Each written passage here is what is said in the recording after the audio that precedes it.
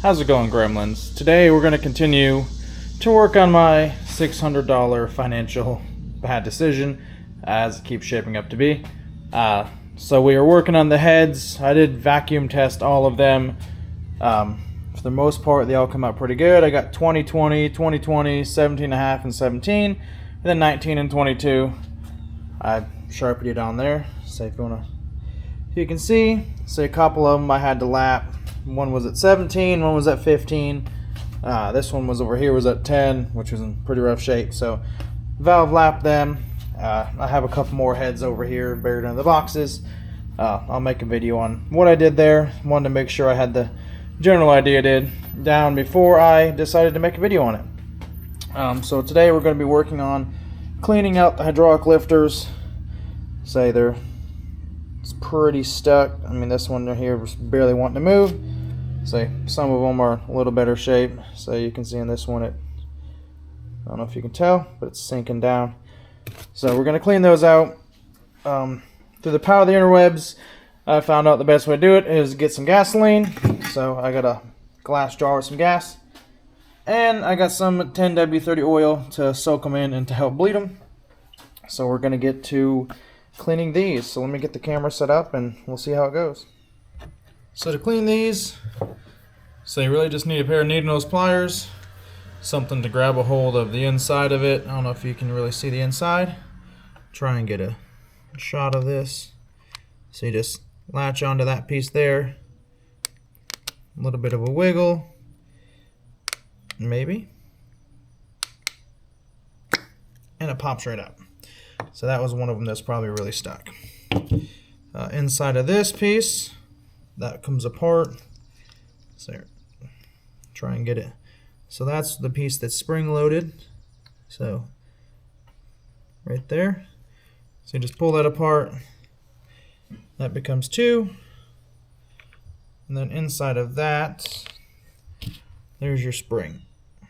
So all you're going to want to do is just take your needle nose, gently grab a hold of each piece. So give it a rinse. I'm going to set it off to the side over here.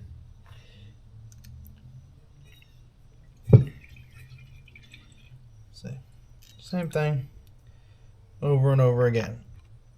So you don't want to squeeze too hard or you'll damage them. The pieces,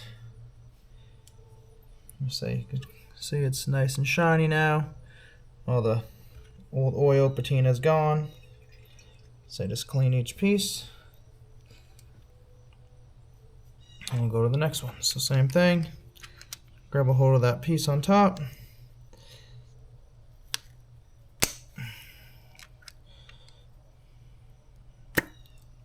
So give it a little wiggle, pops right out. And just repeat steps over and over.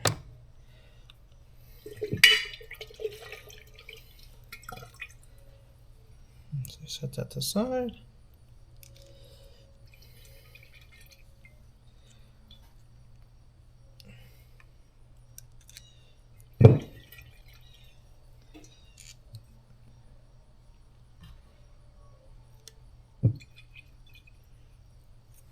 There we go. That's two of them done, plus the one I practice on.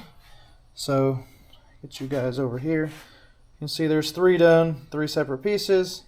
So I'm going to go through, do the rest of these, and I'll get back to you when it's time to dunk them in the oil and show you how to do that.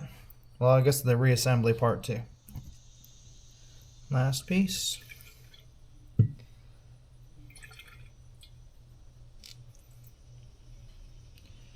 Alright, and that is all of them. So they're all taken apart, cleaned, disassembled. So I tried to keep them all together with the pieces that they were with. I don't know if you can tell from the gas, but it's definitely got a much more brown tinge to it from all the oil and junk that come off of it. Some of them do have a little bit of rusting on the top, so I'm hoping I can kind of clean that off with a rag. Might work on that a little bit more once I get it all put together. So it looks like most of it's wiping off.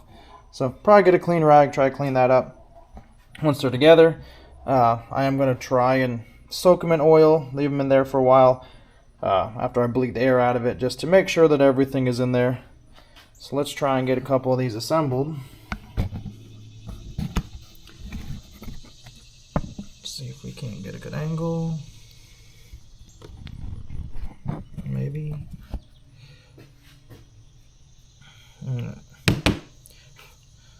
So to get this assembled, you want to get your spring. I guess I should probably do a little closer to the camera. So I got the spring in my hand, had the spring in my hand. So you want to put that inside of your cup, the bigger one. Then you've got your little cup that has kind of the, I don't know, nipple on the top of it where the oil goes through, I'm assuming. You're going to line that up with a spring, and then you're just going to want to press. So if you did it right, it should be spring loaded. Now comes a little more difficult part.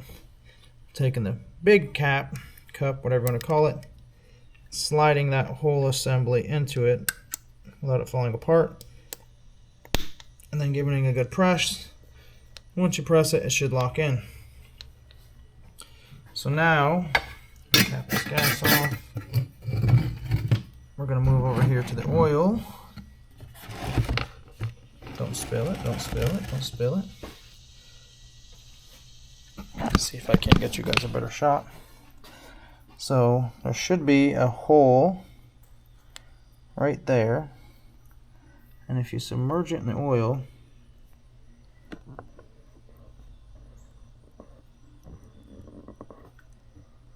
you can see air bubbles coming out of it.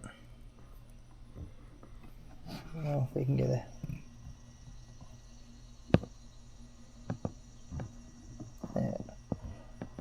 Get kind of an angled side shot here. So what you want to do is you want to squeeze this until no more bubbles come out. So the other method I have also heard of is letting it just sit and soak in the oil, which I'll be doing either way just because these caps ain't going to go back together anytime soon. So no point in letting them sit outside and rust and get all nasty.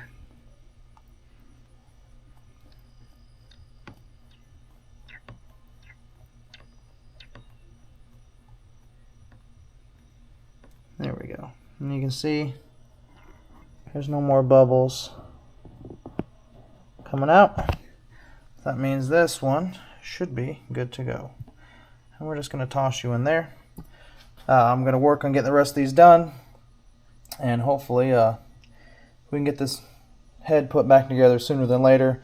I'm waiting on the valve spring tool to get the valves back in. I just kind of brute forced them out with a socket and a hammer to get them out, the springs out. Obviously that's not going to work putting them back in, so I did have to order a specialty tool. Fly Miata. Most of the local stuff I had from AutoZone, Harbor Freight, etc. just wasn't going to work. The valve tool I used on the car, the Subaru, it wasn't going to work, so I just bit the bullet and paid the $80. Got the specialized tool, so hopefully that makes it a little easier putting these back together. So I'm waiting on that to get the head back together, and once I get that there, we'll put it back together. Should be here sometime this week. I think it's Tuesday or Wednesday delivery date. So once that's there, we'll put this back together.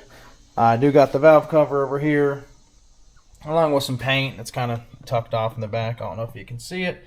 Gonna try and paint the valve cover, make it look all nice and pretty and whatnot too.